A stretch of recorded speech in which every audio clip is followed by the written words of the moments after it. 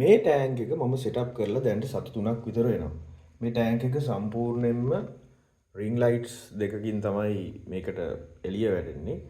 ඒ වගේම තමයි මේකේ පොඩියට මම මේ ඇක්වසොයිල්ස් යූස් කරලා තියෙනවා.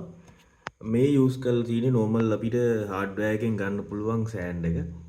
ඒක තමයි මම මෙතන බිමට දාලා තින්නේ. මේ ප්ලාන්ට් එක මේ සෑන්ඩ් එකේ තමයි සම්පූර්ණයෙන් හැදෙන්නේ. මේක මේ හරියේ යට මුකුත් ඇක්වසොයිල් ලොකුවට නැහැ. අර මේ පිටිපස්සෙන් තියෙන ප්ලාන්ට්ස් ඒ හරියෙන් තමයි ඇක්වසොයිල් තියෙන්නේ. ඊට අමතරව මේ හරියේ මේ ප්ලාන්ට්ස් මේන්ලි ප්ලාන්ට් කරලා තියෙන තැන්වල විතරයි ඇක්වසොයිල් තියෙන්නේ.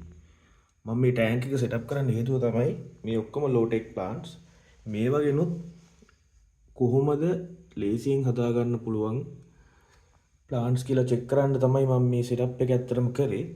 මේකට මම සතියක් විතර තමයි DIY CO2 දුන්නේ. මේ ප්ලාන්ට් එක නම් කොහෙ තිබ්බත් හැදෙනවා. ඒ වගේ එකක් තමයි මේක. මේක ඇත්තටම මේක හිටවද්දි මෙන්න මේ ගානට වගේ තමයි තිබ්බේ. දැන් මේවා ග්‍රෝ වෙලා වතුරෙන් උඩට එනම ගානටම ඇවිල්ලා තියෙනවා. ඒ වගේම තමයි අර රතු පාට ප්ලාන්ට් එකත් ටිකක් කොටට තිබ්බේ. ඒකත් හොඳට හැදලා තියෙනවා. මේකේ වෝටර් චේන්ජ් එකක් මම කරන්න ප්ලෑන් කරන් ඉන්නේ. මේ ප්ලාන්ට් එකේ නම් කොළ දිය වෙන ප්‍රශ්නේ ඇවිල්ලා තියෙනවා. මේකට හේතු කීපයක් මම දැක්කා ඉන්ටර්නෙට් එකේ තියෙන විදිහට මේක හරියට හිටවල නැති ප්‍රශ්න සහ කේක දේවල් වෙන්න පුළුවන් කියලා තියෙනවා. මේකත් ලෝ ටෙක් එකක් විදිහට තමයි තිබ්බේ. මේක නම් කාපට් ප්ලාන්ට් එකක් විදිහට යූස් කරන්න මම හිතන්නේ මේක ට්‍රිම් කරලා ඉවරලා ගානට හදා ගන්න ඕනේ. මේකත් මේ ප්ලාන්ට්ස් විදිහටම ලොකුවට වැවෙනවා.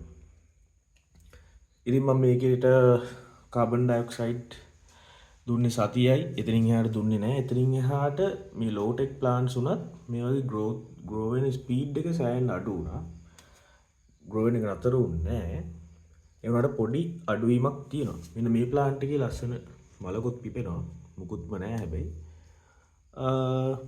කියන්න තරම් අවුලක් නැහැ. වතුර වල ක්වොලිටි එක ගත්තොත් දැන්ට අර බැඳෙන පොඩි ලේයර් එක ඇවිල්ලා තියෙනවා.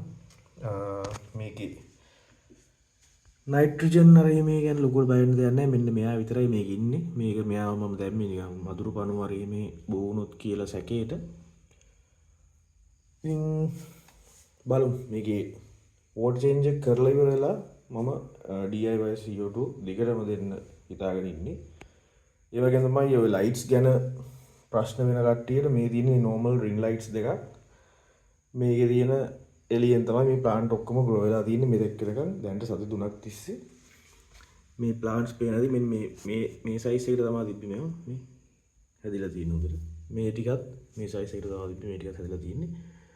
අතන තියෙන ප්ලාන්ට් එක නම් පොඩ්ඩක් අඩු growth එකක් තමයි පෙන්වන්නේ. මේකත් එහෙම ලොකුවට ස්පීඩ් එකකින් grow වෙලා නැහැ. ඒ වුණාට පොඩ්ඩක් හැදිලා තියෙනවා. කොහේ වුණත් හැදෙන ප්ලාන්ට් දෙකක් තමයි මං හිතන විදිහට මේකයි බලමු. මේක වෝටර් චේන්ජ් එක කරලා ඊට පස්සේ සති 3ක් එක දිගට CO2 දීලා ඊට පස්සේ මේකේ කලර්ස් එහෙම චේන්ජ් වෙන්නේ කොහොමද කියලා බලමු. මේ සෑන්ඩ් එක හાર્ඩ්වෙයාර් එකෙන් අරගන්න පුළුවන්. ඉතින් මේක අල්ට්‍රා ප්‍රෝ ලෝ ටෙක් ටැන්ක් එක.